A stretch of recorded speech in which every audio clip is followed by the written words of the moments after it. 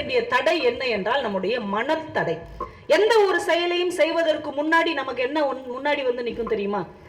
இது முடியுமா முடியாதா, இது இயலுமா இயலாதா, இது ஜெயிக்குமா தோற்குமா, இத்தனை கேள்விகளை முன்னாடி வைத்துக் கொண்டுதான் நம்ம ஒரு செயலை செய்ய தொடங்குகிறோம். இன்னைக்கு நான் உங்களுக்கு ஒரு அழகான யோசனை சொல்றேன். எந்த செயலையும் செஞ்சா ரெண்டு விளைவு தான். ஒண்ணு வெற்றி, இன்னொன்னு நம்ம மனசுக்குள்ள ஒன்று செட் பண்ணி வச்சிருக்கிறோம். என்ன அப்படின்னா, வெற்றி அப்படிங்கிறதுக்கு என்ன தெரியுமா அடையாளம்? நம்ம எவ்வளவு பணம் சம்பாதிச்சிருக்கிறோம். இன்னைக்கு எல்லாருமே வெற்றி பெற்றவன் அப்படின்னா பணம் சம்பாதிச்சிருக்கிறவன் தான் வெற்றி பெற்றவன். அப்படித்தானங்க நம்ம ஒரு எல்லை கோடு வகுத்து இருக்கிறோம். உண்மையிலே அதுதான் வெற்றியா? பணம் சம்பாதிப்பது தான் வெற்றியா? நீங்க சொல்லுங்க. பணம் சம்பாதிப்பது தான் வெற்றியா? ஒருத்தர் நடந்து போறாரு, ஒரு மஞ்ச பைக்குள்ள 1 லட்சம் ரூபாய் பணம் கிடக்குது, அப்ப அவர் வெற்றி பெற்றவரா? ஒருத்தர் கேரளா போகும்போது ஒரு லாட்டரி சீட்டு வாங்கிட்டு வர்றாரு, 1 கோடி ரூபாய் பணம் விழுந்துருது, அப்ப அவர் வெற்றியாளரா? அவர் சாதனை படைத்தவரா? பணம் சம்பாதிப்பது அல்ல வெற்றி. எல்லா பணத்தையும் தொலைத்தாலும் மீண்டும் சம்பாதிக்க முடியும் என்கின்ற தன்னம்பிக்கை தான். திண்ண மேலே ஏறி நின்று பாரதியார் சொல்லுகிறார், சாகாமல் இருப்பது எப்படி என்பதை தெரிந்து கொள்ள வந்திருக்கிறீர்களா? ஆமா பாரதி, ஆமா ஆமா. சாகாமல் இருக்க வேண்டும் என்றால், நீங்கள் சாகாமல் இருக்க வேண்டும் என்றால் நீங்கள் முதலில் உயிரோடு இருக்க வேண்டும். நீங்கள் எல்லாம் உயிரோடு இருக்கிறீர்களா? உயிரோடு இருப்பது என்றால் என்ன தெரியுமா? அடுத்தவனுக்கு கெடுதல் நினைக்காமல் இருக்க வேண்டும். நம்மால் முடிந்த அளவு அடுத்தவனுக்கு உதவி செய்ய வேண்டும். நல்ல சிந்தனையோடு இருக்க வேண்டும். இது எதுவுமே உங்களிடம் இல்லை, நீங்கள் என்றைக்கோ செத்து விட்டீர்கள், போய் வாருங்கள் அப்படின்ட்டு. ஒரு கடினமான சூழ்நிலையில் ஒரு மனிதன் அந்த சூழலை கையாள பழகி கொண்டாம் என்றால் வாழ்க்கையில் வெற்றி பெற முடியும் என்று நிறைய பேருடைய வாழ்க்கை வரலாறு நமக்கு கற்றுக் கொடுக்கிறது. அவள் இப்படி ஒரு வார்த்தை சொல்லுகிறாள். பத்மஸ்ரீ என்கின்ற பட்டம் அவளுக்கு 2015 கிடைக்கிறது. தண்டவாளத்தில் விழுந்த போது நான் செத்து போனேன், எவரெஸ்டின் உச்சியில் நிற்கும் போது நான் மீண்டும் புதிய பிறவி எடுத்தேன் என்று பதிவு செய்தால் இன்றைக்கு அவளுடைய வாழ்க்கையும் படமாக வந்து மிகப்பெரிய வெற்றி அடைந்திருக்கிறது. கள்ளக்குறிச்சி புத்தக திருவிழா 2025 பேசும் பூங்காற்று திருமதி கவிதா ஜவஹர் அவர்கள் தடை அதை உடை என்கின்ற தலைப்பில் ஆற்றிய உரையின் முழுமையானதொரு தொகுப்பினை இங்கே பதிவேற்றம் செய்திருக்கின்றோம். மதுரைக்கு பக்கத்துல திருப்பரங்குன்றம்னு ஒரு ஊர் இருக்கு. திருப்பரங்குன்றத்துக்கு பக்கத்துல ஒரு பெரிய மரம் இருக்குது, ஒரு பழங்கால மரம். அங்க ஒரு தேன் கூடு பல ஆண்டுகளாக இருக்கு. அந்த தேன் கூட்டில் ஒரு தேன் துளி இருக்கிறது, ரொம்ப காலமா இருக்குது. அந்த தேன் துளிக்கு ஒரு கர்வம் இருக்கிறது. உலகத்திலே நாம தான் இனிமையானது, நம்மள மாதிரி தித்திக்கிற ஒரு விஷயம் உலகத்திலே கிடையாது, தேனோடு கலந்த எதுவுமே கெட்டு போகாது. அதனாலதான் மருத்துவர்கள் கூட எந்த ஒரு மருந்தையும் தேனோடு கலந்து கொடுக்கிறார்கள். அதனால தேன் மாதிரி ஒரு இனிமையான விஷயம் உலகத்திலேயே கிடையாதுன்னு அப்படி காலர் தூக்கி விட்டுக்கிட்டு ரொம்ப கெத்தா தெரிஞ்சிட்டு இருந்திருக்குது அந்த தேன் துளி. ஒரு நாள் ஒரு மெல்லிய ஒரு குரல் அதோடைய காதல வந்து கேக்குது, ஒரு ஒலி வந்து காதல கேக்குது. இது வரைக்கும் இப்படி ஒரு இனிமையான ஒரு குரலை அந்த தேன் கேட்டதே இல்லை. அப்படியே அதிர்ந்து போய் நிற்கிறது. என்ன இப்படி ஒரு அழகான ஒரு ஒலி கேட்கிறதே, நம்மளை விட இனிமையா இருக்கிறதே. ஒருவேளை இளையராஜா ஏதாவது பாட்டு போடுறாரா? இல்லையா, அவர் மெட்ராஸ் போயிட்டாரே. ஒருவேளை ஏஆர் ரஹ்மானுடைய கான்சர்ட் எதுவும் இருக்குதா? விளம்பரத்துலேயும் ஒன்றும் வரலையே. ஒருவேளை அனிருத்? வாய்ப்பே இல்லை, அந்த பையன் இவ்வளவு சாஃப்டா போட மாட்டாரு, டம் டம் தான் போடுவார். அப்ப எங்க இருந்து இந்த ஒலி வருது, எங்க இருந்து இந்த இனிய குரல் வருகிறதுன்னு அந்த மரத்துல இருந்து தேன் துளி இறங்கி நடந்து அப்படியே போகுது. போற வழியிலே ஒரு ஆட்டோல ஏறி போகுது, ஒரு பைக்ல ஏறி போகுது. அந்த ஒளி வருகிற திசையை தேடி தேடி போகிறது. அது மதுரை மீனாட்சி அம்மன் கோவிலுக்குள்ள இருந்து அந்த ஒளி கேட்கிறது. இது கோவிலுக்குள்ள அப்படியே நடந்து போகுது. எந்த பக்கத்துல இருந்து வருதுன்னு மக்கள் கூட்டம் அங்கேயும் இங்கேயுமா சுத்திக்கிட்டு இருக்கிறாங்க. தேடி போய் அப்படியே உள்ள நுழையுது. கருவறைக்குள் இருந்து கேட்கிறது. கருவறையில் தான் கேட்கிறதான் எட்டி பார்க்கிறது. அந்த குரல் பள்ளி அறையில் கேட்கிறது. பக்கத்தில் போய் தேன் நோக்கி நின்று பார்க்கிறது. உமையம்மை சிவனிடத்தில் தமிழில் பேசிக்கொண்டு இருக்கிறார். அப்பர் சொல்லுகிறார், தேன் நோக்கும் கிளி மழலை உமை கேள்வன். தேனே வந்து இவ்வளவு இனிமையான குரலா, இவ்வளவு இனிமையான மொழி தமிழா என்று ஆச்சரியப்படுகிற அளவுக்கு மீனாட்சி அம்மை தன் கணவனிடம் பேசிக் கொண்டிருந்தால் தேன் அதை நோக்கி கொண்டிருந்தது என்று எழுதுகிறார். இந்த மொழியுடைய அழகு பாருங்க. இவர் என்னைக்கும் எழுதி வச்சுட்டு போயிட்டார், ஆனால் இன்னைக்கு கேட்கும் போது எவ்வளவு மகிழ்ச்சியா இருக்கு. அப்ப நமக்கு என்ன சொல்ல வருகிறார் என்றால், நீங்களும் கணவன்ட்டு இவ்வளவு இனிமையா பேசுனீங்கன்னா குடும்பம் மதுரை மீனாட்சியுடைய ஆலயம் மாதிரி மகிழ்ச்சியா இருக்கும். அப்ப இந்த மொழி, இந்த தமிழ், இந்த இனிமை நமக்கு கிடைப்பதற்கு எது ஆதாரமாக இருக்கிறது என்றால் புத்தகங்களும் வாசிப்பும் தான் ஆதாரமாக இருக்கிறது. இந்த புத்தகத்தை வாசிக்கிறவர்கள் வாழ்க்கையில் எந்த தடையையும் எளிதில் கடந்து விடுவார்கள். ஏன்னா எனக்கு கொடுக்கப்பட்ட தலைப்பே தடை அதை உடை. நல்லா இருக்குல்ல? இந்த தலைப்புக்கே நீங்க ஒரு பெரிய கைத்தட்டல் கொடுக்கலாம். தடை அதை உடை, எவ்வளவு ஒரு அழகான ஒரு தலைப்பு. எந்த தடையும் நம்ம உடைச்சிடலாம். இந்த வாசிப்பு பழக்கமும் மனதை உற்சாகமாக வைத்துக் கொள்ளக்கூடிய ஒரு குணமும் இருந்தால். டாக்டர் கலைஞர் அவர்கள் முதல்வராக இருக்கிறார். அப்போ ஒரு அரசு அலுவலகம் சார்ந்த ஒரு மாநாடு, ஒரு விழா நடக்குது. அதற்கு அவரை சிறப்பு விருந்தாளராக கூட்டிருக்கிறாங்க. அப்ப அந்த அரசு ஊழியர்கள் சங்கம் அப்படின்னா அவங்க நிறைய கோரிக்கைகள் கொடுப்பாங்க இல்லையா, ஒரு பெரிய லிஸ்டே வச்சிருக்கிறாங்க. கலைஞர் அவர்களிடம் கொடுத்து இத்தனை கோரிக்கைகளையும் நீங்கள் நிறைவேற்ற வேண்டும் அப்படின்னு அந்த சங்க தலைவர் பேசும்போது சொல்கிறார், முதல்வர் அவர்களே, உங்கள் பேரிலேயே கருணையும் இருக்கிறது, நிதியும் இருக்கிறது. நீங்கள் கருணையோடு நிதியளித்து எங்கள் கோரிக்கைகளை நிறைவேற்ற வேண்டும். இப்ப தலைவர் பேச வர்றார் கலைஞர் அவர்கள். நீங்கள் ரொம்ப சரியாக சொன்னீர்கள். என் பேரிலேயே கருணையும் இருக்கிறது, நிதியும் இருக்கிறது. ஆனால் கருணை 3 எழுத்து, நிதி 2 எழுத்து. கருணை அதிகமாக இருக்கிறது, நிதி கொஞ்சம் குறைவாக இருக்கிறது. அதனால் என்னால் இயன்ற அளவு உங்கள் கோரிக்கைகளை நிறைவேற்றுகிறேன் என்று சொன்னார். அந்த பேசுகிற ஆற்றல், ஒரு மொழியை உள்வாங்கிக் கொள்ளுகிற பக்குவம் இருந்தால் எந்த சூழலையும் சமாளிக்க முடியும் என்று இந்த மண்ணில் எத்தனையோ தலைவர்கள் நமக்கு நிரூபித்து விட்டு போயிருக்கிறார்கள். நம்ம உடைக்க வேண்டிய தடை என்ன என்றால் நம்முடைய மனத்தடை. எந்த ஒரு செயலையும் செய்வதற்கு முன்னாடி நமக்கு என்ன முன்னாடி வந்து நிற்கும் தெரியுமா? இது முடியுமா, முடியாதா? இது இயலுமா, இயலாதா? இது ஜெயிக்குமா, தோற்குமா? இத்தனை கேள்விகளை முன்னாடி வைத்துக் கொண்டுதான் நம்ம ஒரு செயலை செய்ய தொடங்குகிறோம். இன்னைக்கு நான் உங்களுக்கு ஒரு அழகான யோசனை சொல்றேன். எந்த செயலையும் செஞ்சா 2 விளைவு தான். ஒண்ணு வெற்றி, இன்னொன்னு தோல்வி. ரெண்டையுமே சமமா எதிர்பார்த்துருங்க. வெற்றி கிடைக்கும், இல்லைன்னா தோல்வி கிடைக்கும். வெற்றி என்பது பெற்றுக் கொள்வதற்கு, தோல்வி என்பது கற்றுக்கொள்வதற்கு. இந்த முடிவோடு எந்த செயலையும் செய்ய தொடங்கிவிட்டால் எந்த தடையும் நம்ம மனசுக்குள்ள இருக்காது. முதலில் இந்த மனத்தடையிலிருந்து நம்ம வெளியே வரணும். தோல்வி என்பது துணிவை கொடுக்கும், வெற்றி என்பது பணிவை கொடுக்கும். இந்த பக்குவத்தை வளர்த்து கொண்டோம் என்றால் வாழ்க்கையில எந்த பிரச்சனையும் இருக்காது. நாங்க நிறைய பள்ளிக்கூடங்களில், கல்லூரிகளில் எல்லாம் பேச்சு போட்டிக்கு எங்களை நடுவராக கூப்பிடுவாங்க. விஜய் தொலைக்காட்சியில உள்ள தமிழ் பேச்சு உயிர் மூச்சுல பர்வீன் மேடம் மாதிரி ரொம்ப பெரிய பேச்சாளர்களை கூப்பிடுவாங்க. அடுத்த நிலையில இருக்கிற எங்களை இந்த மாதிரி பள்ளிக்கூடத்து பேச்சு போட்டிக்கு நடுவராக கூப்பிடுவாங்க.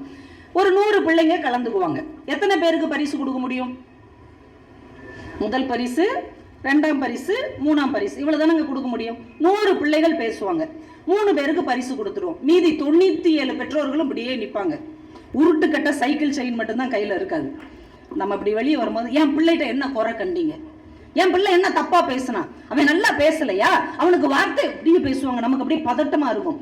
ஏமா 3 பேருக்கு தாம்மா பரிசு கிடைக்கணும், உங்க பிள்ளைய விட அந்த பிள்ளை. அதெல்லாம் கிடையாது. என் பிள்ளை மனசு வாடி போச்சு, அது ஃபீல் பண்ணுதே, அது ஏமாற்றம் அடைஞ்சிருச்சே, அது நாளைக்கு சாப்பிடாதே, நாளைக்கு தூங்காதே. ஏதோ ஒரு உலகத்திலேயே ஒரு அந்த பையன் தான் தோத்துட்டாங்கிற மாதிரி நம்ம முன்னாடி ஒரு பெரிய பிரச்சனையை வைப்பார்கள். நான் எல்லா பெற்றோர்களுக்கும் இந்த வாய்ப்பின் மூலமாக ஒன்றை சொல்லுகிறேன். பிள்ளைகளிடம் எந்த போட்டியில் கலந்து கொண்டாலும் பரிசு பெறுவதற்காக சேர்க்காதீர்கள், பங்கு பெறுவதற்காக சேருங்கள். பரிசு பெறுவதை விட பங்கு பெறுவதுதான் முக்கியம்.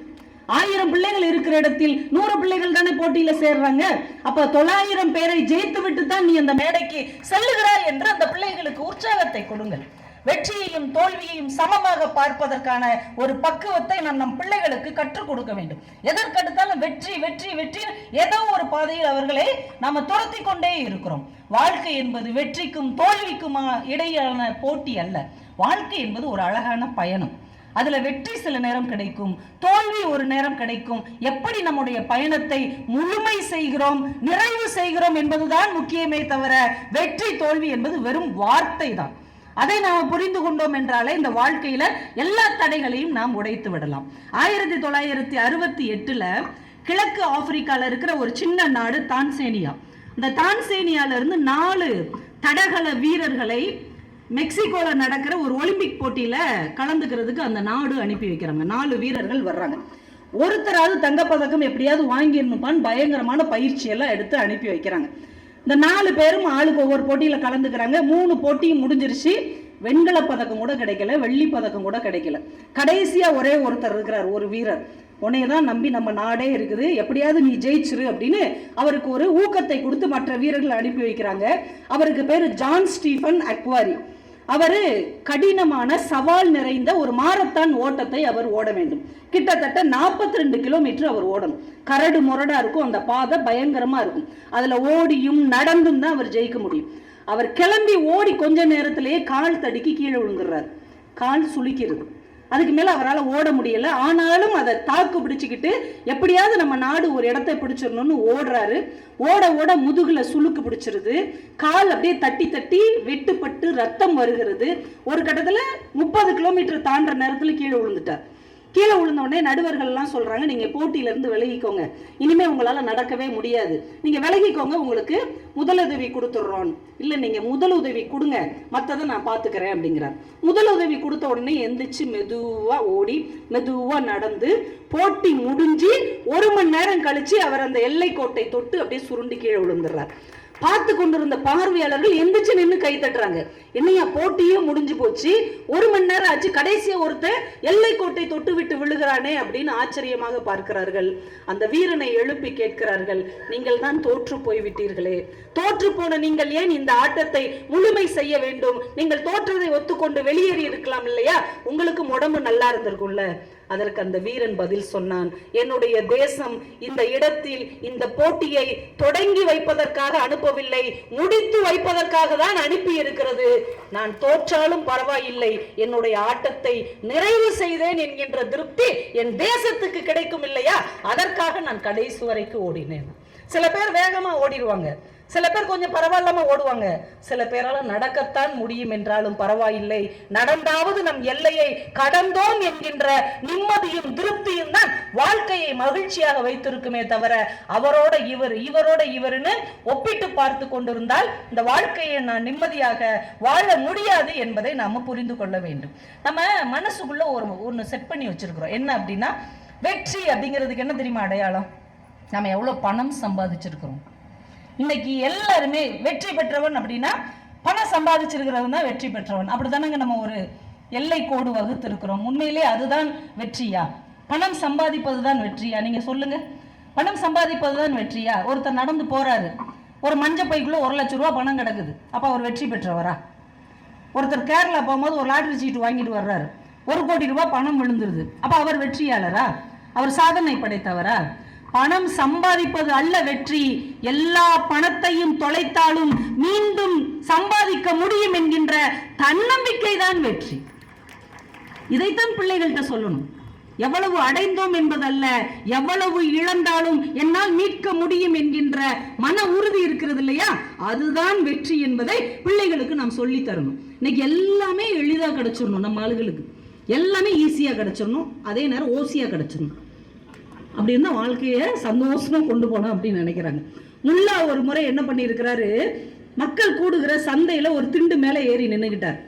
எந்த வேலையும் செய்யாம, எந்த உழைப்பும் இல்லாம, எந்த சிந்தனையும் இல்லாம, பணக்காரன் ஆகணும்னு ஆசைப்படுறவங்களாம் முன்னாடி வாங்க அப்படின்னார். சந்தையில உள்ள எல்லாரும் போய் நின்றுட்டாங்க. இப்படியே எல்லாரையும் எண்ணி பார்த்துட்டு ரொம்ப நன்றி வணக்கம் அப்படின்னு இறங்கிட்டார்.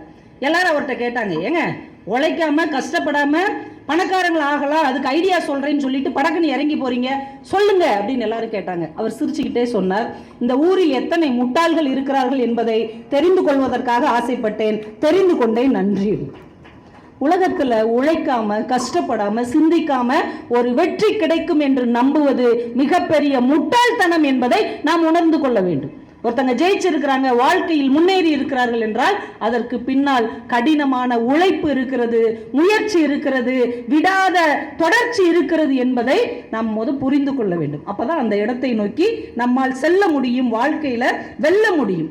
பாரதியாருக்கு கூட இந்த மாதிரி ஒரு குணம் உண்டு. கடையத்தில் இருக்கும்போது என்ன பண்ணியிருக்கிறாரு, இந்த முரசு அடிச்சுதான் கிராமத்துல எல்லாம், இன்னைக்கு நிறைய கிராமத்துல ஒரு அறிவிப்பு செய்யணும்னா முரசு அடிச்சுட்டு ஒருத்தர் வருவார். அவர் கையில் கொஞ்சம் காசை கொடுத்து, நான் சொன்னேன் ஊர் முழுக்க முரசடி, சாகாமல் இருப்பது எப்படி அப்படின்னு பாரதி உபதேசிக்க போறான் அப்படின்னு எல்லாருக்கும் போய் சொல்லு அப்படின்ட்டார். அந்த முரசு அடிக்கிறவன் டிங் டிங் டிங்னு எல்லாருக்கும் போய் ஊர் மக்கள்லாம் கவனிங்க, சாகாமல் இருப்பது எப்படின்னு பாரதி உபதேசம் செய்ய போகிறேன், எல்லாரும் சாயங்காலம் 5 மணிக்கு வாங்கன்ட்டாங்க. ஊர்க்காரங்கெல்லாம் வந்துட்டாங்க. என்ன இருந்தாலும் ஒரு கவிஞன், கொஞ்சம் கிறுக்கே மாதிரி நடந்துக்கிட்டாலும் நம்ம ஒரு பெரிய ஆள் தான், ஏதாவது சொல்லுவான் அப்படின்னு நினச்சி எல்லாம் ஒரு வாசலுக்கு முன்னாடி வந்து நிற்கிறாங்க. திண்ணை மேலே ஏறி நின்று பாரதியார் சொல்லுகிறார், சாகாமல் இருப்பது எப்படி என்பதை தெரிந்து கொள்ள வந்திருக்கிறீர்களா? ஆமா பாரதி, ஆமா ஆமா. சாகாமல் இருக்க வேண்டும் என்றால், நீங்கள் சாகாமல் இருக்க வேண்டும் என்றால் நீங்கள் முதலில் உயிரோடு இருக்க வேண்டும். நீங்கள் எல்லாம் உயிரோடு இருக்கிறீர்களா? உயிரோடு இருப்பது என்றால் என்ன தெரியுமா? அடுத்தவனுக்கு கெடுதல் நினைக்காமல் இருக்க வேண்டும். நம்மால் முடிந்த அளவு அடுத்தவனுக்கு உதவி செய்ய வேண்டும். நல்ல சிந்தனையோடு இருக்க வேண்டும். இது எதுவுமே உங்களிடம் இல்லை, நீங்கள் என்றைக்கோ செத்து விட்டீர்கள், போய் வாருங்கள் அப்படின்ட்டான். இவன் பேச்சை கேட்டு வந்தோம் பாருங்க அப்படின்னு போயிருக்கிறாங்க.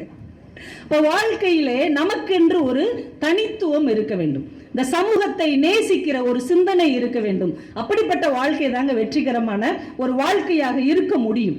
நெப்போலியன் ஹில் அப்படின்னு ஒரு பெரிய தன்னம்பிக்கை எழுத்தாளர், இந்த மோட்டிவேஷன் புக்குன்னு சொல்றாங்கல்ல, அவரோடது லட்சக்கணக்கில் விற்கக்கூடிய ஒரு ஆற்றல் படைத்த ஒரு எழுத்தாளர்.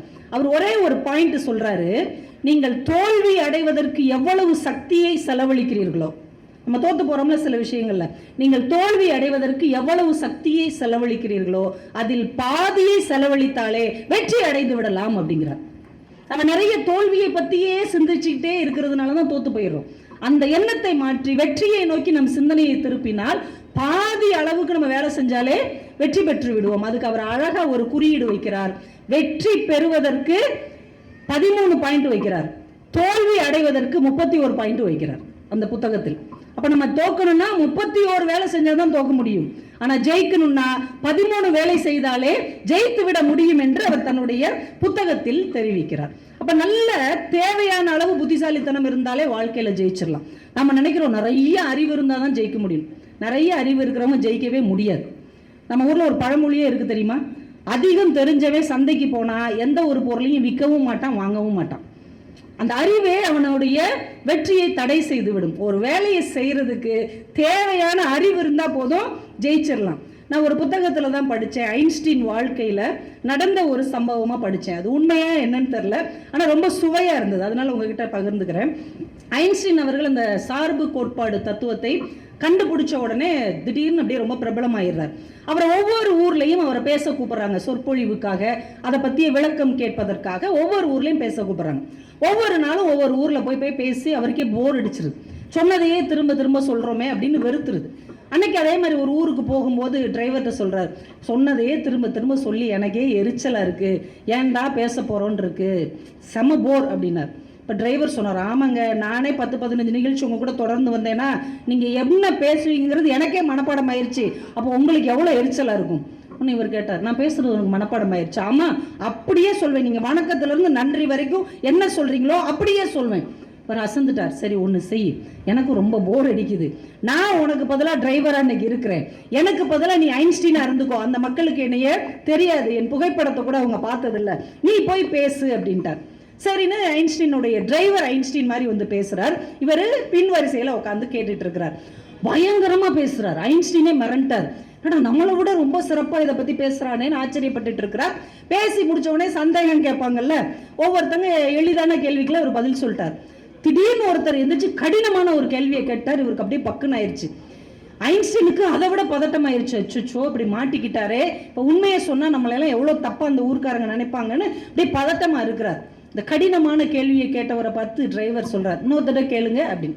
இன்னொரு தடவை கேட்கிறார். இதெல்லாம் ஒரு கேள்வின்னு என்கிட்ட கேட்குறீங்க பாருங்க, இதுக்கு பதில் என் டிரைவரே சொல்லுவார், எப்ப வாப்பா வந்து சொல்லு. அவர் கடகடன்னு சொல்லிட்டு போயிட்டார். அந்த சூழ்நிலையை சமாளிப்பதற்கு தேவையான அறிவு இருந்தாலே வாழ்க்கையின் எல்லா தடைகளையும் நம்மால் உடைத்து விட்டு போக முடியும். மேல மேல மேல ஒன்று அடுக்கிக்கிட்டே போனோம் அப்படின்னா அந்த நேரத்தில் எதையுமே நம்மளால கவனிக்க முடியாது என்பதை நம்ம புரிந்து கொள்ளணும். நீங்க உலகத்தின் மிகச்சிறந்த கண்டுபிடிப்பெல்லாம் கூட பாத்தீங்கன்னா கடினமான சூழ்நிலையில் கண்டுபிடிக்கப்பட்டதுதான். கிபி 1770 இங்கிலாந்துல ஒரு கலவரம் வந்தது. நிறைய இளைஞர்கள் அந்த கலவரத்துல மாட்டி சிறைக்கு போறாங்க. அப்படி ஜெயிலுக்கு போன ஒருத்தருக்கு பேரு வில்லியம் ஆடிஸ் அப்படின்னு பேர். அவர் சிறைச்சாலையில இருக்கிறார். அங்க அப்பெல்லாம் எப்ப 17ஆம் நூற்றாண்டுல பல்லு வளர்க்கறதுக்கு உப்பு கரியும் ஒரு துணியும் தருவாங்களாம். அப்பெல்லாம் ப்ரஷ் எல்லாம் கிடையாது இல்லையா, இவர் அதை வச்சுதான் எல்லாரும் பல் தேய்ப்பாங்க போல. ஒரு நாள் ஒரு அசைவ சாப்பாடு அங்க போட்டிருக்கிறாங்க சிறையில. அந்த எலும்பை இவர் எடுத்து கடிச்சுக்கிட்டே இருந்திருக்கிறாரு பொழுது போகாம. அந்த எலும்பை கடிச்சுக்கிட்டே இருக்கும்போது இந்த நுனியில சின்ன சின்ன பல்லு பட்டு ஓட்டையா ஆயிடுச்சு. இவர் என்ன பண்ணியிருக்கிறார், இவங்களுக்கு போர்த்திக்கிறதுக்கு விலங்குடைய இந்த ரோமத்தால ஆன கம்பளி கொடுத்துருப்பாங்க. அதுல இருந்து ஒரு 4-5 கம்பளியை முரட்டா இருக்கிறத அந்த ரோமத்தை பிடுங்கி இந்த ஓட்டையில வச்சு செருகி பல்ல தேய்ச்சி பார்த்துருக்கிறார். அவ்வளவு பளிச்சுன்னு இருக்குது. ஜெயில இருந்து வெளியில வந்த உடனே அவர் கண்டுபிடித்தது தான் நாம பல் தேய்க்கிற டூத் பிரஷ். விஸ்டம் டூத் பிரஷ்ங்கிறது தான் உலகத்தின் முதலில் கண்டுபிடிக்கப்பட்ட அந்த பிரஷ் கம்பெனி. இன்னைக்கு வரைக்கும் அது ரொம்ப வெற்றிகரமாக ஓடிக்கொண்டிருக்கிறது. ஒரு கடினமான சூழ்நிலையில் ஒரு மனிதன் அந்த சூழலை கையாள பழகி கொண்டாம் என்றால் வாழ்க்கையில் வெற்றி பெற முடியும் என்று நிறைய பேருடைய வாழ்க்கை வரலாறு நமக்கு கற்றுக் கொடுக்கிறது. இதெல்லாம் புத்தகங்களை பார்க்கும் போதுதான் ஆச்சரியமா இருக்கு. டெய்லி பல் தேய்க்கிறோம், ஆனா இது எப்படி வந்துச்சுங்கிறது அப்புறம் தான் தெரியுது. அதே மாதிரி 19ஆம் நூற்றாண்டுல வால்டர் ஹண்டர் அப்படிங்கிறவர் அமெரிக்கால சின்ன சின்ன தொழிலெல்லாம் செஞ்சு எல்லாம் நஷ்டமாயிடுச்சு. எல்லாத்தையும் கடன் வாங்கிட்டார். கடனை திருப்பி கொடுக்க முடியாம இவர் மேல வழக்கு போட்டு ஜெயில தூக்கி போட்டாங்க. ஜெயிலுக்குள்ள உட்காந்து என்னடா செய்ய அப்படின்னு நொந்து போய் உட்கார்ந்து இருக்கும் போது ஒரு சின்ன கம்பி கிடந்திருக்கு. இந்த கம்பி நம்ம சும்மா தானே உட்காந்துருக்கோம், அப்போ ஒரு மொபைல் கிடையாது, ஒன்றும் கிடையாது. இப்பெல்லாம் நிறைய ஜெயிலில் இருக்கிறவங்களுக்கு எல்லா வசதியும் இருக்குது போல. அந்த கம்பியை இப்படி சுத்தி சுத்தி வளைச்சு இஷ்டத்துக்கு வளைச்சு பார்த்துட்டே இருக்கிறார். திடீர்னு ஒரு நேரத்தில் அந்த கம்பியை அவரால் லாக் பண்ண முடிஞ்சிருச்சு. சிறையில இருந்து வெளியில வந்த உடனே அவர் கண்டுபிடிச்சதுதான் நம்ம இன்னைக்கு பெண்கள் பயன்படுத்துற சேஃப்டி பின். ஒரு சாதாரணமா ஒரு விளையாட்டு போக்குல கண்டுபிடிக்கப்பட்ட விஷயம் இன்னைக்கு நமக்கு எவ்வளவு முக்கியத்துவம் வாய்ந்ததாக இருக்கிறது. அந்த சேஃப்டி பின் இல்லைன்னா நம்ம நிலைமை எப்படி இருக்கும்? அப்ப ஏதோ ஒரு கடினமான சூழலிலும் கூட ஒரு புதிய கண்டுபிடிப்பை உருவாக்க முடியும் என்றால் மனதில் இருக்கிற தடையை என்றைக்கு நாம் உடைக்கிறோமோ அன்றைக்கு வெற்றியை நோக்கி நாம் நடை போட ஆரம்பித்து விட்டோம் என்பதுதான் ஒரு பெரிய ஆச்சரியம். இன்னைக்கு இந்த தலைப்பு இப்பதான் பெண்கள் நிறைய வர ஆரம்பிச்சிட்டீங்க. நான் இந்த தலைப்பை எடுக்கும் போதே நான் நினைச்சேன், இந்த தலைப்பு ஆண்களுக்கு பொருந்துவதை விட பெண்களுக்கு தான் அதிகம் பொருந்தும் அப்படின்னு நான் நினைச்சேன். ஏன்னா பெண்கள் தான் நிறைய தடைகளை உடைத்து இந்த சமூகத்தில் வெற்றி பெற்று கொண்டிருக்கிறார்கள். ஆண்களுக்கு தடை இல்லை அப்படின்லாம் சொல்லல. ஆண்களுக்கு 1000 பிரச்சனை, ஆண்களுக்கு 1000 பிரச்சனை, பெண்களுக்கு ஆண்களையும் சேர்த்து 1001 பிரச்சனை. அதனால பெண்களுக்கு இன்னும் கொஞ்சம் 1% பிரச்சனைகள் அதிகமாக தான் இருக்குது. ஆனா அதை அவங்க எப்படி தாண்டி அந்த தடையை உடைச்சு வெளியே வந்தாங்க அப்படிங்கறதா இன்னைக்கு இத்தனை பெண்கள் இங்கே வந்து உட்கார்ந்து இருக்கிறார்கள். நம்முடைய தமிழ்நாட்டில், நம்முடைய இந்தியாவில், இந்த உலகத்தில் மிகப்பெரிய பொறுப்புகளுக்கெல்லாம் இத்தனை பெண்கள் வந்திருக்கிறார்கள் என்றால் எவ்வளவு தடைகளை அவர்கள் உடைத்து விட்டு முன்னேறி இருப்பார்கள் என்பதை நீங்கள் கொஞ்சம் யோசித்து பாருங்கள். இந்தியாவின் முதல் பெண் பிரதமராக இந்திரா காந்தி தேர்ந்தெடுக்கப்படுகிறார். நிருபர்கள்லாம் ஆச்சரியமா பாக்குறாங்க. இவங்களால வீட்டையே ஆள முடியாது, நாட்டை எப்படி ஆள போறாங்க? அவங்க கிட்டே கேட்டாங்க, எப்படிங்க உங்களால நாட்டை ஆள முடியும், உங்களுக்கு இதெல்லாம் தெரியுமா? நீங்க ஆஃப்டர் ஆல் ஒரு பெண். இந்திரா காந்தி ஆஃப்டர் ஆல் ஒரு பெண் அப்படிங்கிற வார்த்தையை கேட்ட உடனே சொன்னாங்க, I am not a woman but a human என்று சொன்னார்கள். என்னை பெண்ணாக பார்க்காதீர்கள், உங்களை போன்ற சக மனிதனாக பாருங்கள் என்று சொன்னார். அதனால் தான் இன்றைக்கு வரைக்கும் இந்தியாவின் இரும்பு பெண்மணி என்றால் நம்ம இந்திரா காந்தியை தவிர யாரையும் யோசிக்க முடியவில்லை. அந்த தடையை அவர் உடைத்து விட்டார். நான் பெண் என்கின்ற அந்த தடையிலிருந்து விலகி நான் இன்றைக்கு பிரதமர் என்கின்ற ஒரு மிகப்பெரிய வெளிக்கு, ஒரு விலாசத்துக்கு, ஒரு விசாலத்திற்கு அவரால் வர முடிந்தது என்றால் அதுதான் வெற்றிக்கு தன்னை இழுத்து சென்றிருக்கிறது. சாதாரண அல்ல. ஒவ்வொரு பெண் முன்னாடி வர்றதுக்கு பின்னாடியும் பெரிய பெரிய ஆச்சரியங்கள்லாம் இருக்கிறது. நீங்க புத்தகங்களை வாசிச்சு பார்க்கும்போது தான் அந்த அதிசயம்லாம் நமக்கு தெரியும். மார்கரெட் மிச்சல் அப்படின்னு ஒரு ஆங்கில எழுத்தாளர், ஒரு பெண் எழுத்தாளர். அவங்க எழுத்தாளர் ஆகுறதுக்கு முன்னாடி அவங்க எழுத்தாளர் கிடையாது. நல்லா இருக்குல்ல அந்த வார்த்தை, எழுத்தாளர் ஆகுறதுக்கு முன்னாடி அவங்க எழுத்தாளர் கிடையாது. அவங்களுக்கு ஒரு நாள் கால் அடிபட்டு, ஒரு விபத்தில் அடிபட்டு ஹாஸ்பிட்டலில் இருக்கிறாங்க. படுத்த படுக்கையாக இருக்கிறாங்க, எங்கேயும் எந்திரிச்சு போக முடியாது. அவங்க கணவர்கிட்ட சொல்லி டெய்லி லைப்ரரியிலேருந்து ஏதாவது புத்தகம் எடுத்துட்டு வாங்க, இப்படி படுத்தே இருக்கிறது ரொம்ப போர் அடிக்கணுன்னே அவர் டெய்லி 1 புக்கு 2 புக்கு எடுத்துகிட்டு வர்றாரு. திருப்பி கொடுக்கும்போது சொல்கிறாங்க, இதெல்லாம் ஒரு கதையாக ரொம்ப கேவலமாக இருக்குது, இந்த கதை ரொம்ப மோசமாக இருக்குது, இது ரொம்ப அபத்தமாக இருக்குது, இது நடையே சரியில்லை, இது முடிவு சரியில்லைன்னு ஒவ்வொரு புத்தகத்தையும் குறை சொல்லிக்கிட்டே இருக்காங்க.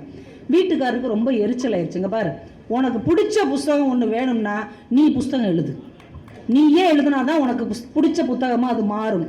உடனே மறுநாளே நோட்டு வாங்கிட்டு வாங்க, பேனா வாங்கிட்டு வாங்கன்னு சொல்லி அந்த அம்மா எழுத ஆரம்பிச்சிருக்கிறாங்க. ஆஸ்பத்திரியில இருந்து வெளியில வரும்போது அவங்க கையோடு எழுதிய ஒரு நாவல் தான் கான் வித் த விண்ட் அப்படிங்கிற ஒரு நாவல். அது உலக பிரபலமானது. அதை வச்சு ஒரு படமும் எடுத்தாங்க.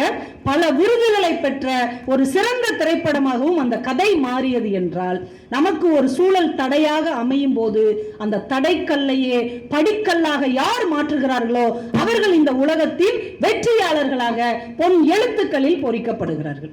ஆங்கில எழுத்தாளராக ஒரு பெண் இருந்தா மட்டும்தான் சாதிப்பாங்களா? நம்ம தமிழ் இலக்கியத்தில் வைமு கோதை நாயகி அப்படிங்கிறவங்க 1920களிலேயே நாவல் எழுதினவங்க. எவ்வளவு ஆச்சரியம்! 1920களில் 1901லேயே என்னமோ அவங்க பிறக்கிறாங்க. அந்த காலத்துல எப்படி இருந்தது நம்ம வாழ்க்கை? 5 வயசுலயே கல்யாணம் முடிச்சு கொடுத்துட்டாங்க. அந்த அம்மாவுக்கு 9 வயசு பையனை திருமணம் முடிச்சு கொடுத்துட்டாங்க. இந்த அம்மாவுக்கு எழுத தெரியாது, படிக்க தெரியாது, ஒண்ணுமே தெரியாது.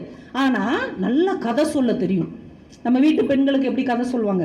பக்கத்து வீட்டில் ஒரு சண்டை நடந்ததுன்னு வைங்களேன், சண்டை 5 நிமிஷம் தான் நடந்திருக்கும். பக்கத்து வீட்டில் என்னம்மா சத்தம் கேட்டுச்சுன்னு மட்டும் உங்க மனைவிட்ட கேட்டுருங்க, 2 மணி நேரம் சொல்லுவாங்க. ஆமா, சொல்லுவாங்களா இல்லையா? அப்படி ஒரு கதை சொல்ற ஆற்றல் அந்த அம்மாவுக்கு இருந்தது. அப்ப எல்லாருக்கிட்டே அவங்க கதை சொல்றாங்க, அதை நாடகம் மாதிரி சொல்றாங்க. எல்லாருக்கும் ரொம்ப ஆச்சரியம், நீ ஏன் இதை ஒரு நாவலா எழுதக்கூடாது அப்படின்னு. அவங்க பக்கத்து வீட்டில் இருந்த பட்டம்மாள்னு அவங்களுடைய தோழி ஒரு பொண்ணு கூட சேர்ந்து இவங்க சொல்ல சொல்ல அவங்க எழுதுறாங்க. இந்திர மோகனா என்கின்ற தமிழின் முதல் பெண் எழுத்தாளரின் நாவலாக அது வெளிவருகிறது. அதற்கப்புறம் அவங்க 115 நாவல் எழுதியிருக்கிறாங்க.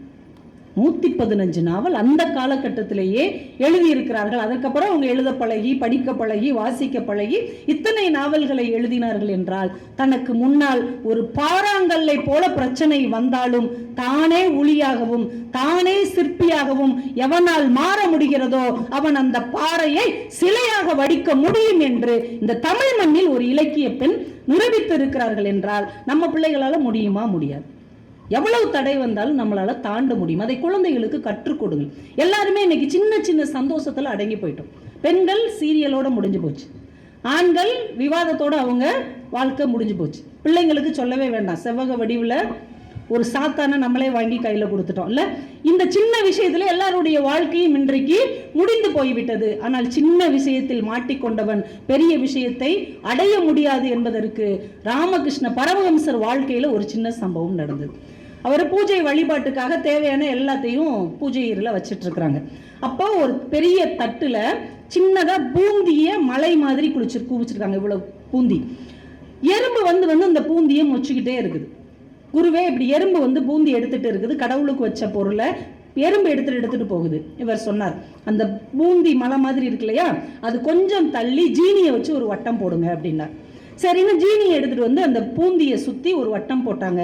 கொஞ்ச நேரம் கழித்து எல்லா எறும்புகளும் ஜீனியை எடுத்துட்டு போச்சே தவிர பூந்தி பக்கம் வரவே இல்லை. இப்போது ராமகிருஷ்ணர் சொன்னார், எவன் ஒருவன் சின்ன சின்ன இன்பங்களில் தன்னை இழக்கிறானோ அவன் பெரிய இலக்குகளை அடைய முடியாது என்று சொன்னார். சின்ன சின்ன விஷயத்துல நம்மளை தொலைச்சிட்டோம்னு வைங்க, பெரிய கனவுகள், பெரிய லட்சியங்கள், பெரிய சிந்தனைகளுக்குள் நாம நுழையவே முடியாது. இதை நம் வீட்டு பிள்ளைகளுக்கு கற்றுக் கொடுங்கள். வாழ்க்கையில எதுவுமே பெருசா யோசிக்கணும். பெரிதினும் பெரிது கேள் அப்படின்னு பாரதி சொன்ன. எப்படி ஒரு வார்த்தை தெரியுமா? பெரிது கேள் அப்படின்னா அது சாதாரண கவிஞன். பெரிதினும் பெரிது கேள்னா பாருங்க, அப்பதான் அவன் சாகாவரம் பெற்ற கவிஞனாக மாறுகிறான். ஒவ்வொருத்தருக்கும் பெருசுன்னு ஒண்ணு இருக்குல்லங்க. 50 கோடி எனக்கு பெருசுன்னு வைங்க, அதை கேட்காது, 500 கோடி கேள். கலெக்டர் ஆகிறதா ஒருத்தருக்கு பெருசுனா அதை விட பெருசு ஒண்ணு இருக்கும் இல்லையா, அதை கேள். பெரிதினும் பெரிது கேள். அவன் சிந்திக்கிறதே ஆச்சரியமா இருக்கும். குழந்தைகளுக்கு பாடும்போது கூட பாரதி என்ன சொல்றான்? சாதிகள் இல்லையடி பாப்பா, குலத்தாழ்ச்சி உயர்ச்சி சொல்லல் பாவம். அங்கதாங்க அவன் நிக்கிறான்.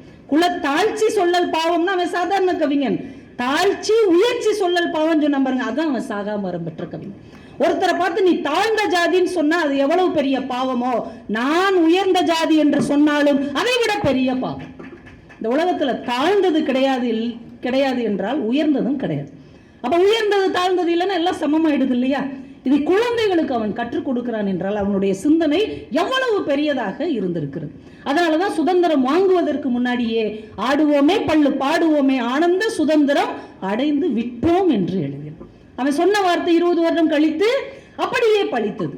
அவன் அடிமை இந்தியாவில் பிறந்து அடிமை இந்தியாவில் இறந்தாலும் கூட அவன் வார்த்தைகள் இன்றைக்கு விடுதலை அடைந்திருக்கிறது என்றால் அவன் சாகாவரம் பெற்றவன் என்பதை ஒவ்வொரு எழுத்தும் நமக்கு கற்றுக் கொடுத்துருக்கு. அப்போ அந்த பெரிய சிந்தனையை நம் பிள்ளைகளுக்கு உருவாக்க வேண்டும். இன்றைக்கு எல்லாத்தையுமே அவங்க அடிச்சு நொறுக்கிட்டு போறாங்க. நம்ம பாரம்பரியம் பண்பாடுன்னு என்னென்னமோ நம்ம சொல்லி கொடுத்தோம் இந்த தமிழ் மண்ணில், எல்லாத்தையும் அடிச்சு நொறுக்கிட்டு அவங்க போறாங்க. ஒரு பொண்ணு கல்யாணம் ஆகி கொடுத்துருக்குறாங்க, 2 மாசத்துல வீட்டுக்கு வந்துருச்சு. அப்பா கேட்டார், என்னடா செல்லம் 2 மாசத்துல வந்துட்டேன், அங்கே எதுவும் எனக்கு செட் ஆகலப்பா, இந்த மாமனார் பிடிக்கல, மாமியார் பிடிக்கல, யாரையுமே பிடிக்கல, நமக்கு செட் ஆகாதுப்பா, அதெல்லாம் செட் ஆகாது. ஏன்டா அப்படி சொல்கிற? செட் ஆகாதுப்பா, உடுப்பா, தொல்லைப்படுத்தாது. சரிடாமா அப்படின்னு 3 கிண்ணத்தை எடுத்துகிட்டு வந்து அதில் ஒரு கிண்ணத்தில் ஒரு முட்டையை வச்சுருக்கிறார், இன்னொரு கிண்ணத்தில் ஒரு கேரட், இன்னொரு கிண்ணத்தில் பனங்கற்கண்டு. இந்த 3லையும் தண்ணி ஊற்றி இதை 3ஐயும் சுட வச்சு எடுத்துகிட்டு வாமா அப்படின்னார். 3ஐயும் ஒரு 10 நிமிஷம் சுட வச்சு எடுத்துகிட்டு வந்தது. இப்போ லேசாக இருந்த முட்டை கடினமாக மாறிடுச்சு, கடினமாக இருந்த கேரட்டு மென்மையாக மாறிடுச்சு, பனங்கற்கண்டு அந்த தண்ணியோட கலந்து தான் இருக்கிற இடமே தெரியாமல் போயிடுச்சு. இப்போ அப்பா சொன்னார், உனக்கு கிடைத்த சூழ்நிலைகளில் நீ கடினமாக மாறப்போகிறாயா, இல்லை நீ ஒண்ணுமே இல்லாமல் கரைந்து போக போகிறாயா, அல்லது அவர்களை புரிந்து கொண்டு நீ வேறு அவர்கள் வேறு இல்லை என்று அவர்களோடு ஒன்றாக கலந்து இந்த பனங்கற்கண்டு போல நீயும் சுவையாக மாறி அவர்களுக்கும் ஒரு சுவையான வாழ்வை கொடுக்க போகிறாயா அப்படின்னு கேட்டிருக்கார். அதுக்கப்புறம் தான் அவ யோசிச்சிருக்கிறார். நம்ம எல்லாத்தையுமே ஒரு முன் முடிவுகளாலேயே கொண்டு, மாமியார்னா சண்டை போடுவாங்க, மாமனார்னா இப்படித்தான் இருப்பாரு, வீட்டில் இருக்கிற நாத்தனார்னா, இது நம்ம முன் முடிவுகளோட போறோம். ஏன் இந்த முன்முடிவுகளோடு போக வேண்டும்? அங்க இருக்கிறவங்க நம்ம வீட்டில் உள்ளவங்க தான் மனுஷங்க, நம்ம வீட்டில் இருக்கிற அண்ணன் தம்பி மாதிரி தான் அங்க இருக்கிற கொழுந்தன், நம்ம வீட்டில் இருக்கிற அக்கா தங்கச்சி மாதிரி, நம்ம ஃப்ரெண்டு மாதிரி தான் அங்க ஒரு நாத்தனார், நம்ம சித்தி, நம்ம அப்பா கூட பிறந்த அத்தை மாதிரி தான் அங்க ஒரு மாமியார் என்கின்ற உறவு மனப்பான்மையோடு அங்கே போனால் பனங்கற்கண்டு போல அவர்களோடு நம்மால் கலக்க முடியும் என்கின்ற ஒரு உன்னத தத்துவத்தை ஒரு புத்தகம் வாயிலாகத்தான் ஒரு தகப்பன் தன் பிள்ளைக்கு உணர்த்த முடிகிறது என்றால், இந்த புத்தகங்களை வாசிப்பதன் மூலமாக நாம் எல்லா தடைகளையும் உடைத்து விட்டு வெளியேற முடியும். நான் ஒரு 2 சொல்லி நான் நிறைவு செய்கிறேன். பெண்களுடைய ஆற்றல் எவ்வளவு பெருசு அப்படின்னு. ஒரு மிகப்பெரிய ஓவிய கல்லூரி, அதில் ஓவியம் படிக்கிறதுக்கு சேரணும்னா ஒரு நுழைவுத் தேர்வு வைப்பாங்க. ரொம்ப நாள் முன்னாடி ஒவ்வொருத்தரும் 3 ஓவியம் வரைஞ்சி அனுப்பி வைக்கணும் அந்த கல்லூரிக்கு. காமன் தலைப்பு 2, ஒன்று வந்து கரண்டி, இன்னொன்று சைக்கிள், 3வது தலைப்பு உங்களுக்கு பிடித்த பொருள். யார் அந்த கல்லூரியில் சேர்ந்து படிக்கணும்னு விரும்புகிறாங்களோ இந்த 3ஐயும் அவங்க வரைஞ்சி அனுப்பி வைக்கணும். நிறைய பேர் வரைஞ்சி அனுப்புகிறாங்க, அதில் தேர்வு செய்வாங்க. ஒரு பொண்ணுக்கிட்ட இருந்து ஒரு அப்ளிகேஷன் வந்திருக்குது. அதை எடுத்து பார்க்குறாங்க, கரண்டி ரொம்ப அழகாக வரைஞ்சிருக்கிறாங்க, பின்னாடி இந்த நிழல் கூட இருக்கிற மாதிரி. சைக்கிளும் அவ்வளவு சிறப்பாக வரைஞ்சிருக்கிறாங்க. 3வது ஓவியம், பிடித்த ஓவியம் என்ன வரைஞ்சிருக்கிறாங்கன்னு பார்த்தா ஒன்றுமே இல்லை. என்னடா அந்த பேப்பர் எதுவும் வைக்க மறந்துட்டாங்களா அப்படின்னு பின்னாடி திருப்பி பார்க்குறாங்க. பின் குறிப்பு அப்படின்னு அந்த பொண்ணு எழுதியிருக்கிறாங்க. எழுதி 3வது ஓவியம் எங்கே என்று தேட வேண்டாம், உங்களுக்கு வந்தது இல்லையா அந்த அஞ்சல் கவர், அதில் பாருங்கள், அதில் இருக்கிற ஸ்டாம்ப் நான் வரைந்தது தான். எடுத்து திருப்பி பார்க்குறாங்க, அதில் தபால் முத்திரை வேற வச்சிருக்கிறாங்க. அந்த அளவுக்கு சிறப்பாக அந்த பெண் வரைந்திருக்கிறார்கள் என்றால், எந்த ஒரு துறை தன் கைக்கு கிடைத்தாலும் இத்தனை காலம் அழுத்தி வைக்கப்பட்டிருக்கிற இந்த பெண்ணினம் அதை உடைத்து வெளியேறி தன்னை முன்னிறுத்தி கொண்டதால் தான் இன்றைக்கு இவ்வளவு பெரிய வெற்றியை அடைந்திருக்கிறது என்றால் அது சாதாரணமான விஷயம் இல்லை. இன்றைக்கு எல்லா பக்கமும் பெண்களுக்கு வாய்ப்புகளும் இருக்கிறது, பிரச்சனைகளும் இருக்கிறது. பிரச்சனைகளை எப்படி சமாளிப்பது என்பதை இந்த இந்திய மண்ணில் பிறந்து அந்த பிரச்சனையை தாண்டி சாதனையை வென்றெடுத்த ஒரு பெண்ணை பற்றி சொல்லி நான் நிறைவு செய்கிறேன். அருணிகா சின்ஹா அப்படிங்கிற பேர் நீங்க கேட்டுப்பட்டிருக்கீங்களா? அருணிமா சின்ஹா ஒரு 26 வயது பெண். அவங்க ஒரு கைப்பந்து வீராங்கனை, அவங்க ஒரு வாலிபால் பிளேயர். 26 வயசு, டிகிரி முடிச்சிட்டாங்க, சட்டம் படிச்சுட்டாங்க. அவங்களுடைய விளையாட்டுல மிகப்பெரிய வீராங்கனை தேசிய அளவில். அதனால அவங்களுக்கு விளையாட்டு கோட்டால வேலை கிடைச்சிருச்சு. அவங்க உத்தரப்பிரதேசத்தை சேர்ந்தவர்கள். இந்த வேலைக்கான ஆர்டரை வாங்குறதுக்காக டெல்லிக்கு அவங்க போகணும். நைட்டு நேரத்தில் ட்ரெயினில் ஏறி 26 வயது அருணிமா சின்ஹா ட்ரெயினில் ஏறி பயணம் செய்கிறார்கள். ட்ரெயினில் நடுராத்திரி உட்கார்ந்துருக்கிறாங்க. அவங்க கழுத்துலையும் கையிலையும் அணிந்திருந்த தங்க நகையும் கையில் வச்சிருக்கிற ஹேண்ட்பேக்கும் அந்த பக்கத்து கம்பார்ட்மெண்ட்டில் இருந்த 4-5 முரடர்களுக்கு, திருடர்களுக்கு ரொம்ப தூண்டியது.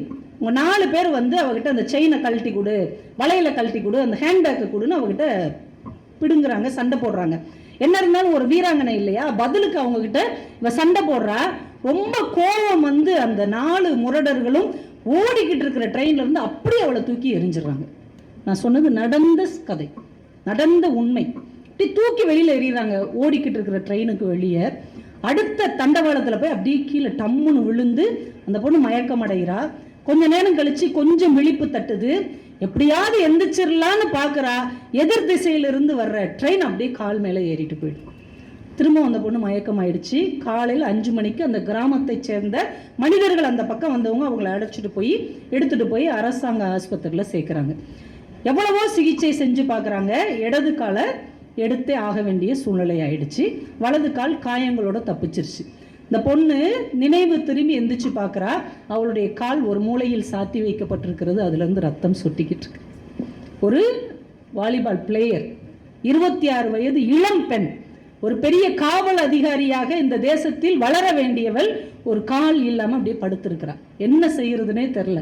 சொந்தக்காரங்களாம் அழுகுறாங்க, நீ எப்படி ஓடுவ, எப்படி விளையாடுவ, எப்படியெல்லாம் இருந்தி, இப்படி ஆயிடுச்சு உன் நிலைமை, இனிமே நீ எப்படி வீட்டுக்குள்ளேயே முடங்கி கிடக்க வேண்டியதுதான். அவங்க அக்காவுடைய கணவர் பக்கத்தில் நிற்கிறார். இந்த நிலைமையில என்னால் எதையுமே சாதிக்க முடியாதா, நான் வெற்றி பெறவே முடியாதா, நான் பழையபடி வெளியில வர முடியாதா? அவர் ஒரு பதில் சொன்னார். இதுவரைக்கும் கால் ஊனமான ஒரு பெண் எவரெஸ்ட் சிகரத்தை தொட்டதே இல்லை. நான் தொடுவேன். படக்குன்னு சொன்னா, நான் தொடுவேன், நான் தொட்டு காட்டுவேன். அவர் அடிபட்டு கால் இழந்தது 2011 ஏப்ரல். 2013 மே 22ஆம் தேதி எவரெஸ்டை தொட்ட முதல் மாற்றுத்திறனாளியாக தன் பெயரை அவர் சரித்திரத்தில் பதிவு செய்கிறார். அவள் இப்படி ஒரு வார்த்தை சொல்லுகிறாள். பத்மஸ்ரீ என்கின்ற பட்டம் அவளுக்கு 2015 கிடைக்கிறது.